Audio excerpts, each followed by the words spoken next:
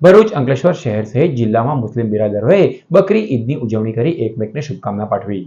ભરૂચ શહેર અને જિલ્લામાં બકરી ઈદના પર્વની ઉત્સાહભેર ઉજવણી કરવામાં આવી હતી.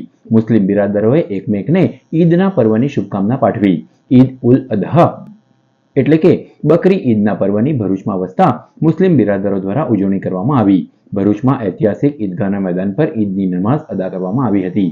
અંકલેશ્વરમાં પણ ઈદગાહ મેદાને મુસ્લિમ સમાજે ઈદની નમાઝ અદા કરી અલ્લાહની બંદગી સાથે એકમેકને પર્વની શુભેચ્છાઓ પાઠવી હતી. શહેર અને જિલ્લામાં ઈદના તહેવારને લઈને ઠેર ઠેર ચુસ્ત પોલીસ બંદોબસ્ત પણ રાખવામાં આવ્યો હતો. मकसद ये है कि हर बंदा अपनी अना को कुर्बान करे, अपने जो रिश्ते टूटे हुए उनको जोड़ें, अच्छे अखलाक को पैदा करे और बुरे अखलाक को छोड़े। और यही पैगाम हर इंसान को इसको अपने अंदर अपनाना चाहिए ताकि जो एक मालिक हमको बनाने वाला है उससे हमारा रिश्ता मजबूत हो और हम सही मानों में इस दुनिया से जाएं तो दुनिया वालों का भला कर कर जाएं और इससे हमारे बाद वालों को भी रोशनी मिलेगी और हमें भी अल्लाह तबारक व तआला मालिक हकीकी जो है उसकी बारगाह में बड़ा मकाम मिलेगा.